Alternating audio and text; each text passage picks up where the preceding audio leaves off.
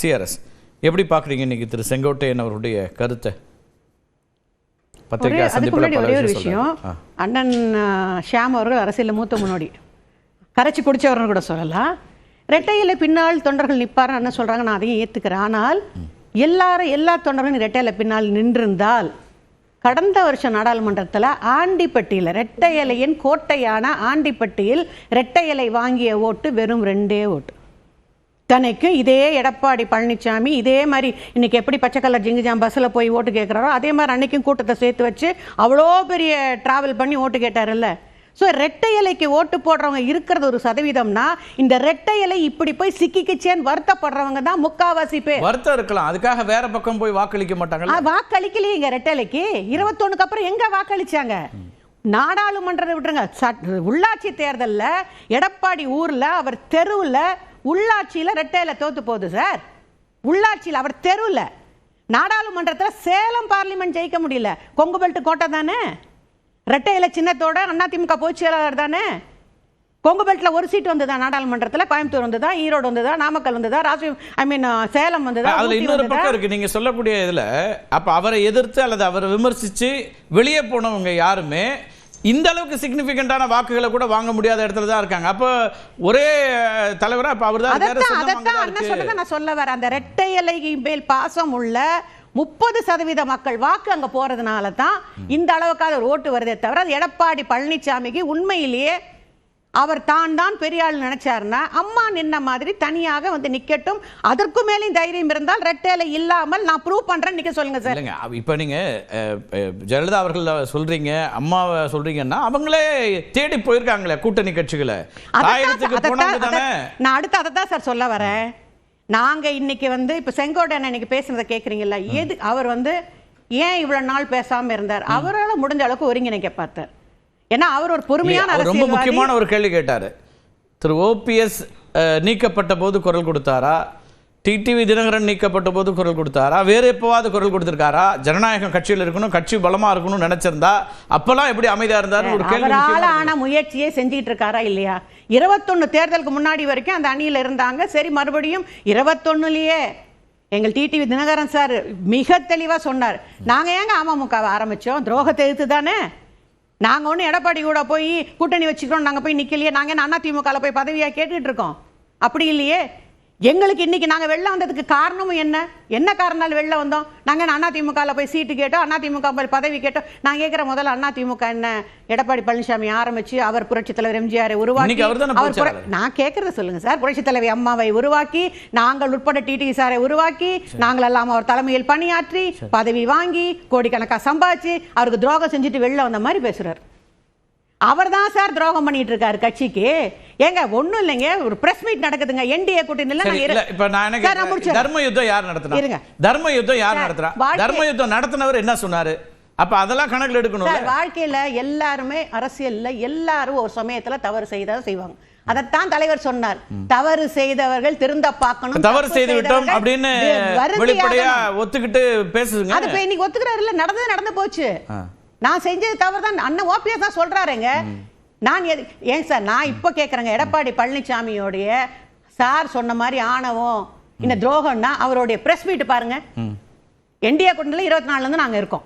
சரி, 21ல நாங்க அதை கூட விட்டு கொடுத்து சரி ஓகே அம்மா ஆட்சி வரணும் நாங்க சேர தயாரா இருந்தோம். இப்ப மறுபடியும் என்டிஏ கூட்டணியில இப்ப வரைக்கும் நேத்து வரைக்கும் முந்தா நாள் வரைக்கும் இருந்தோம். ஓகேயா? பிரஸ்ல கேக்குறாங்க எடப்பாடி பழனிசாமியை, ஏங்க டிடிவி தினகரன் சார் அந்த பேர்ல இங்க பேசாதீங்க. இன்னொரு புதுக்கோட்டையில கேக்குறாங்க, மூஞ்ச காமிச்சிட்டு எந்திரிச்சு போறாரு. இன்னொரு பிரஸ்ல கேக்குறாங்க, அதெல்லாம் காலம் பதில் சொல்லுங்கிறார். இன்னொரு பிரஸ்ல நயினார் உங்க கூட இருக்காருங்க, அது நயினார போய் கேளு. என்ன மிஸ்டர் எடப்பாடி பழனிசாமி, எந்த இடத்துலயாவது கட் அண்ட் ரைட்டா ஓ பன்னீர்செல்வத்திற்கு மறுபடியும் இங்க இடமில்லைன்னு சொன்ன மாதிரி அமமுக பத்தி அவர் அப்படி ஏதாவது சொல்லியிருக்காரா? கூட்டணி இல்லைன்னு கூட சொல்லலங்க. சிதம்பரத்துல பேசும்போது அதை கேள்வி கேட்கிறாங்க, நாங்க பாஜகவோட கூட்டணியில் இணைந்திருக்கிறோம், அவங்களோட வேறு சில கட்சிகள் இருக்காங்கன்னு தான் சொன்னாரு. அப்படி சொல்ல வேண்டிய அவசியம் இல்ல சார். ஏன்னா டிடிவி சாரோட தப்பி போட்டு ஓட்டு கேட்டு வரும்போது டிடிவி தேவைப்பட்டுச்சா? ஆர்கே நகர்ல கோவத்தூர்ல டிடி சார் பின்னாடி கை கட்டி நிக்கும் போது டிடி சாரோட பேரை சொல்ல நீங்க வந்து அதுக்கு பிறகு 4 ஆண்டுகள் முதலமைச்சராக இருந்து அதுக்கு பிறகு பொதுச் செயலாளராகி எல்லாம் வந்தாச்சுங்க கட்சி. சார் சொல்ற எல்லாமே துரோகத்தினால செய்யறாரு சார். மக்களால் ஏற்றுக்கொள்ளப்பட்ட தலைவரா அவர் இல்ல.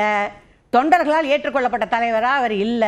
அதைத்தான் செங்கோட்டையன் ஏன் சொல்லனா, செங்கோட்டையனை பத்தி உங்களுக்கும் தெரியும் எனக்கும் தெரியும். அவர் ரொம்ப பொறுமையான சார். அம்மாவுக்கும் தலைவருக்கும் குட் புக்ஸ்ல இருந்தவர் அண்ணன் செங்கோட்டையன். அம்மாவுடைய டூர்னா இல்லைங்க, அப்படின்னா கடைசியா அவங்களுடைய விருப்பம் என்னவா இருந்துச்சு? பாஜகவோட கூட்டணி வைக்கிறது இல்லைன்னு சொன்னாங்க. ஆனா இவர் போய் நிதித்துறை அமைச்சரை பார்த்து ஆலோசனை நடத்தி அவர் வரும்போது அப்ப அது என்ன கருத்து?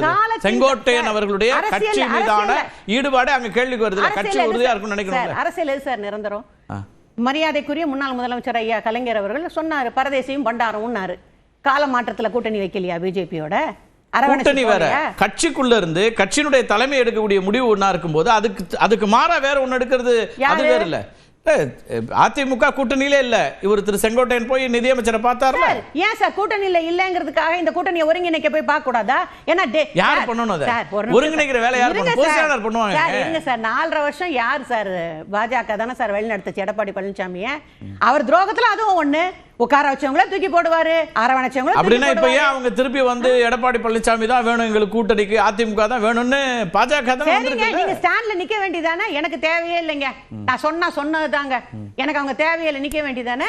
டிடிவி அவர்களும் தான் சொல்லியிருக்காரு பாஜகவோட கூட்டணி பற்றி என்ன சொல்லியிருக்காரு. அப்புறம் இன்னைக்கு என்ன முடிவு பண்ணிருக்காரு? அம்மாவும் சொல்லவங்க தான். ஆனா அம்மா எப்போனா ஒரு காலகட்டத்துல அம்மா பிஜேபியில இருந்தாங்க. சரி. ஆனா இந்த அம்மாவுடைய அரசியல் என்பது வேற, இன்னைக்கு இருக்கிற அரசியல் வேற சார். இனிமேல் தனியா நின்னு ஜெயிக்கக்கூடிய வரலாறு எல்லாம் கிடையாது.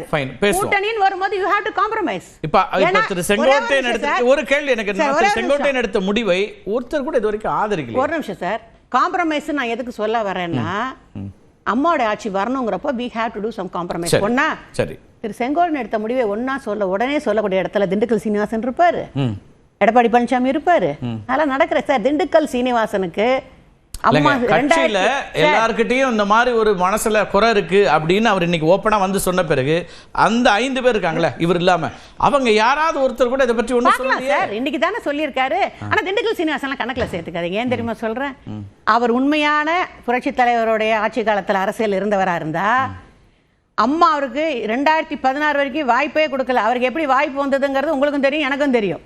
உண்மையான கட்சிக்காரனா இருந்தா, உண்மையான அதிமுக தொண்டனா இருந்தா இன்னைக்கு என்ன தெரியுமா சொல்லிருக்கணும்? திண்டுக்கல் சீனிவாசன், நான் பேசுறேங்க எடப்பாடிட்ட, கரெக்ட் தாங்க, எல்லாரும் நமக்கு வேண்டியது அம்மா ஆட்சி வரணுங்க, ஒன்னா சேரணுங்க, இதுல என்னங்க இருக்கு? ஒரே குடும்பம் தானே. அமமுக விரும்புற விஷயத்தை அவர் சொல்லணும். நீங்க திண்டுக்கல் சீனிவாசனுக்கு வாழ்க்கை கொடுத்தது அண்ணா. அவர் ரொம்ப தெளிவா சொல்றாருங்க. எடப்பாடி பழனிசாமி அவருடைய முடிவு என்ன? அதான் நான் கேக்குறேன்.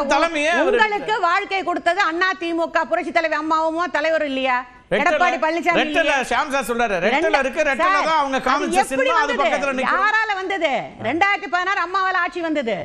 கூவத்தூர்ல இவருக்கு முதலமைச்சர் இப்ப ரெட்டல அவங்க நடத்தின வழக்குகள் மூலமா அவருக்கு வந்திருக்கு. அதை எதிர்த்து வழக்கு போடுறது நீங்க வெளியில இருக்கிறவங்கன்றார் அவர். நீதிமன்றத்தினுடைய தீர்ப்பு ஒரு பக்கம் இருந்தாலும் மக்கள் மன்றத்துல என்ன தீர்ப்பு வாங்கினார்? மக்கள் தீர்ப்பு தான் சார் மகேசன் தீர்ப்பு. நீதிமன்ற தீர்ப்பை வச்சு நீங்க மக்கள்கிட்ட போய் நிக்க முடியாது. மக்கள் மன்றத்துல வாங்கிட்டு வாங்க, நாங்களும் ஒத்துக்கிறோம். ரைட். மக்கள் மன்றத்துக்கு போகும்போது இப்படி ஒரு நெருக்கடி உருவாக்குறதே கேள்வி வருது. மக்கள் மன்றத்துக்கு போய் 10 தோல்வியை சந்திச்சதுக்கு அப்புறம் தான் சார் நாங்க இப்ப இவ்வளவு பேசுறோம். 10 தோல்வி பழனிசாமி பேர் வாங்கினதுக்கு அப்புறம் தான் பேசுறோம். வெளியில போய் மற்றவர்கள் வெற்றி பெற்றிருந்தா இந்த தோல்விங்கிறது அழுத்தமா சொல்ல முடியும். அங்க வெற்றி இல்லையே. நாங்க ஏத்துக்கிறோம் சார்.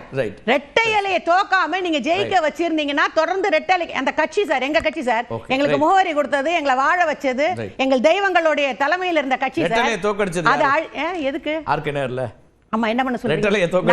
நாங்க என்ன பண்ண முடியும்? நீ எல்லாரையும் வெளில அனுப்பிச்சிருவீங்க, எங்க எல்லாரையும் வேணான்றீங்க. உங்களை எதிர்த்துறாங்க சார். புரட்சி தலைவர் எம்ஜிஆர் அவர்கள் உதயசூரியனுக்காக எவ்வளவு பாடுபட்டாரா இல்லையா? அண்ணாவோட இதய கனியா புரட்சி தலைவர் எம்ஜிஆர் இருந்தாரா இல்லையா? உதயசூரியன் படத்துல பேர் வச்சு நடிச்சாரா இல்லையா? ஆனால் கால சூழ்நிலை அதே உதயசூரியனை எதிர்த்து புரட்சி தலைவர் தேர்தல் களம் கண்டாரா இல்லையா? காலத்தின் கட்டாயம் சார். அவர் வழியில இந்த காலத்தின் கட்டாயத்தை எதிர்கொள்றீங்க. தொண்டர்களுடைய கருத்துக்காக, தொண்டர்களுக்காக நாங்கள் இந்த முயற்சியை